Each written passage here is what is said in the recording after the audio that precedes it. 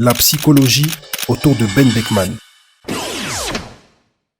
Ben Beckman est probablement l'un des personnages les plus sous-estimés psychologiquement. Quand on pense à l'équipage de Shanks, tout le monde regarde Shanks. Mais très peu regardent réellement Ben Beckman. Et pourtant, sa psychologie est fascinante. Là où Shanks agit avec son cœur, Ben Beckman agit avec sa tête. Il est calme, réfléchi et donne constamment l'impression d'avoir plusieurs coups d'avance sur tout le monde. Ce qui est intéressant, c'est que Ben Beckman ne cherche jamais à attirer l'attention. Il ne cherche pas la gloire, il ne cherche pas à impressionner, il ne cherche même pas à être reconnu. Son rôle est différent. Il est celui qui maintient l'équilibre. Dans beaucoup d'équipages, le capitaine est la figure la plus stable. Dans l'équipage du Roux, on a souvent l'impression que c'est Ben Beckman qui sert d'encre lorsque les émotions prennent le dessus. Psychologiquement, il représente quelque chose de rare, la confiance silencieuse. Il n'a pas besoin de parler fort pour être écouté, il n'a pas besoin de prouver sa valeur à chaque instant, il sait qui il est. Et les autres le savent aussi. C'est probablement pour cette raison que Shanks lui accorde une confiance aussi absolue. Parce qu'au fond, Ben Beckman n'est pas simplement un second pour lui. C'est la personne capable de voir les choses avec lucidité lorsque tout le monde est emporté par les émotions. Pour cette vidéo, je me suis basé sur les choses qu'on a vues avec Ben Beckman, mais j'ai vraiment hâte de voir ce qu'il est capable de faire et ce qu'il va réaliser dans la suite du récit de One Piece.